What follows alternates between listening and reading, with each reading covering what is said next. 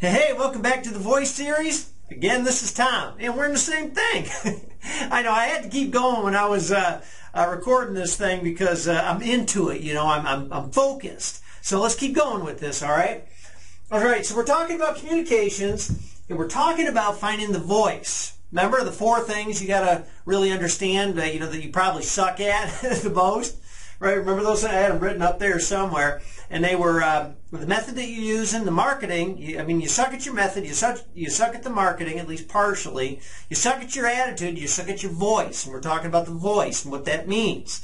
All right, now finding the voice inside of you means being able to find out where your humility is and where you believe in yourself the most, and really how you speak. A lot of times what I talk about is how you talk when you're talking to a friend, right? Let's say you've known a friend of yours, girl, guy, whatever it is, and you've known for years, and you're asking their opinion about something.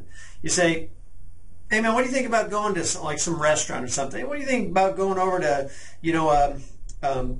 Brandy's Steakhouse? How are they? Do they suck or are they all right?" And then let's say they're asking you that. Do they suck or are they all right? And you go, "God, I tell you, man, I've been over there a couple of times, and the food was pretty good a couple of times, and then it kind of sucked. The service is never all that good, but I don't know, you can give it a shot, kind of pricey." All that stuff, that's the language you use, right? I don't know, kind of sucks, pretty good at this, they kind of sucked at this, but pricing's okay, you got to check it out at least. That's what you say to people. That's the language you use with your friends.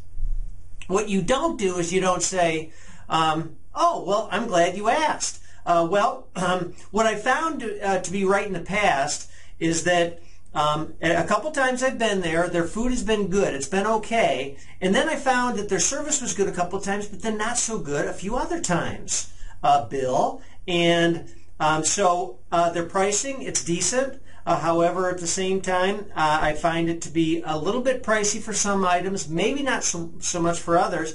I do suggest you take a look at that. Now, would you say that to a friend of yours? No, and it sounds like you're writing a review. And so many times, that's how you might do it, or people in our profession do it with clients that they're talking. They're trying to be professional and trying to be objective and all that stuff. People don't want you that way. They understand you're fake when you're doing it because you aren't like that in real life. So you got to make sure that you're using your real voice and what it means. So first, I want to go through these in certain lines that suck, all right, that don't work. Even sometimes you're trained to say stuff like this, but you don't. When you say, you use the line like, "the best deal possible." Now, let me give an example of when you might say something like that. The client says, "By the way, is this the best price you can do on that Gizmo 200? And you might say, "Well, sir, I'll tell you what, come on inside and I'll make sure that you at least get the best deal possible because whatever reason. The rebates are really good on those right now. Or we just got that vehicle in, but let's make sure we get you the best deal possible on it. How's that sound? Does that sound fair to you?" Crap like that. That's not how you talk to people. Or somebody says, "Boy, it's a great time to buy." You might, as a salesman, say it's a great time to buy. Somebody says, "Well, what kind of deals are you doing on cars out here?" You say, "Boy, we got great deals on a bunch of them. It's a matter of fact, this could actually be the best time to buy. It's a great time to buy because the rebates are incredible. It's the end of the year markdown." Or, "Well, we've had some of these vehicles on the lot for a while, so it's a great time to buy." That type of stuff. The best time to buy. That's stupid, stupid language. Don't use it. All right, the manager's really motivated, right? So guy says, "Well, last time I was here, I didn't get such a good deal, and so I just walked out and I bought down the road, because you guys wouldn't deal with me." That type of stuff. And your response is, "Well, I'll tell you, sir," you might say, "it's a great time to buy," or, "Well, I'm going to make sure you get the best deal possible because this time you got me," stuff like that. Stupid. Or the manager's really motivated right now because we've had these vehicles a little bit longer, or we got to get rid of last year's model because the new ones are coming in, so this really is a good time to buy. Manager's motive, good time to buy, blah, blah, blah, best deal possible. What sucks? "Boy, sir, that's a great choice." Or, "Ma'am, that's a great choice. Let me get the key for you and we'll check that out." Is that what you're going to say? "Boy, that's a great choice." How do you know it's a great choice for them? If it's not, that's not your real voice inside of you. Somebody says, hey, can I check that vehicle out? You know, sure. How come you picked that? You know, I mean, that's what you say. You'll go, oh, great choice. Oh, fantastic. Oh, that's a beauty. Oh, yeah, that's a super nice car. We just got it in. Let me show you a super nice car. Get over here. We just got it in. It's fantastic. Old lady was driving it. That is just weak, salesy crap. All right? So don't do that stuff. All right? Or what else sucks? You know, well, let's find out your wants and needs. You know, you go out, hi, sir, welcome to J&H Auto. And they go, hi, yeah, we're actually looking for about a $5,000 or $6,000 car for our daughter or something like that. Oh, okay, got it. Well, I tell you what, why don't you come on inside, let's find out your wants and needs, and let's find the best vehicle for you, okay? That's not how you talk to people. That's not your real voice, and you'll never be able to get it out unless you got some people that are just sheep and they're just following you. But my guess is those aren't the clients that you have problems with. My guess is the problems you run into are people that tell you something, you know, that are kind of aggressive, or they're telling you what they want. Look, I don't want any of your crap. I just want to know your best price on that car right there. If they say that, you go, I don't know how to respond. I'm trying to get these all to work, but they won't do it. And you'll say, Tom, price is the only thing that matters to these people. They just come in, they say, I don't want your garbage, just tell me the price. I got a bunch of people that that say that the clients are wrong or they're tough because they're saying stuff like that. Why is that tough? It is because you're using crap like this that doesn't work. You've been trained to use it. You think that's what salespeople do, and you go, that's what amateurs do. You're right, salespeople do it, but amateurs say stuff like this. The job that you have is to find your voice and use the type of language that you use every day. So I've got some examples over here. Now, the examples I'm using right now, these aren't text or email, although some can be drawn, but this is really face-to-face stuff. What happens in your voice face-to-face? I usually start with face-to-face because people don't realize how much they're screwing it up by doing this. So let me just give you a couple of voice examples. All right? Somebody says, hey, what's your price on this vehicle right here? They're on the lot. Say, what's your price on this one right here? I'd say something like this. Say, buddy, you know, I should know, but I don't. Man, so you know, about 10 years ago, I could remember everything, but man, you know how it is. All right, anyway, let me get it for you right away.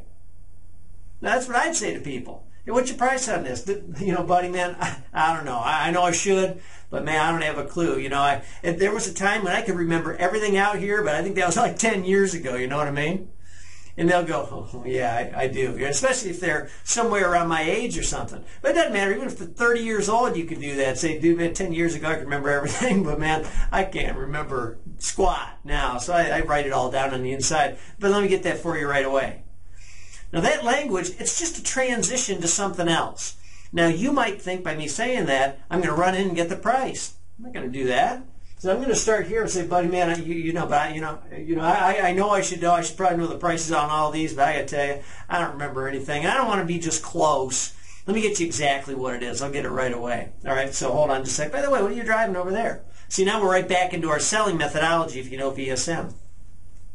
But this stuff, this calms people because you're just telling them who you are. It's almost vulnerable, right? You leave yourself wide open to criticism and people go, wow, that's pretty cool, right? Here's something else, right? Somebody says, hey, what's your best price on that? You go, man, it beats me. Well, let's find out. What do you say?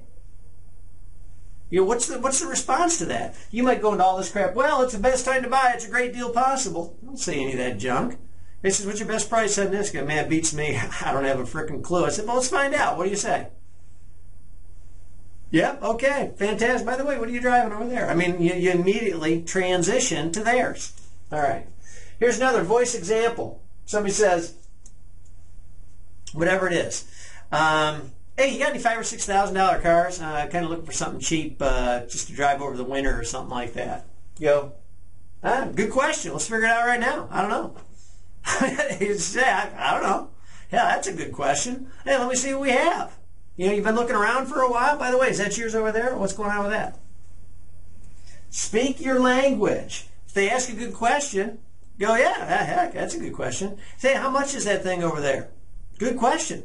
I don't know. Let's go find out. I don't know.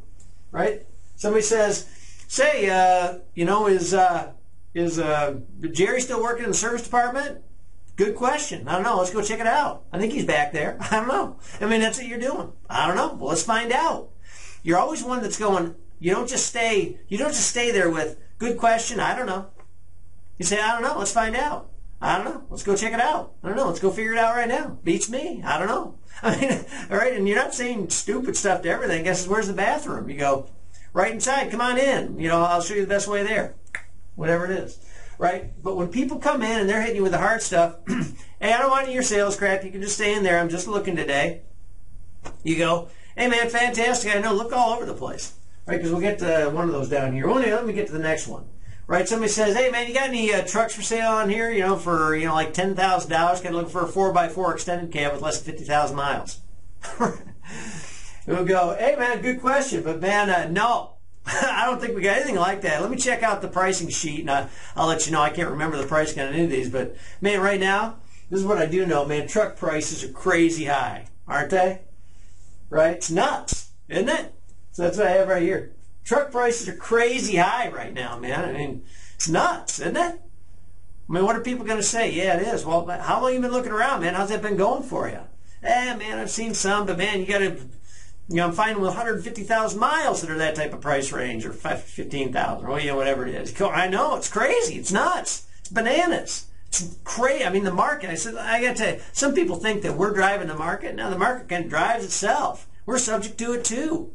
You know, so, man, these trucks, we come out here and I see a truck with 150,000 miles on it. It's like 20 grand. I go, oh, my God, what's happened, man? You know, you say that to people, and again, all you're saying is something where people can go, wow, that guy's real. He's believing it. He's not giving me a bunch of lines like crap like this. They automatically trust. They engage in conversation. People know. They find out the prices on things. It's okay. Quit hiding it. Right? Just say, man, I know truck prices are crazy high right now. Heck, all cars. They seem like nuts. They're flying through the moon. Yeah, I mean, is that what you've been finding out? What's been going on? You saying that isn't going to depress them or anything. They already know. Right? They've got some limitation of what they can or cannot do. They do, or what they want or don't want to do price-wise. Don't start hiding it under language like this. Use your own.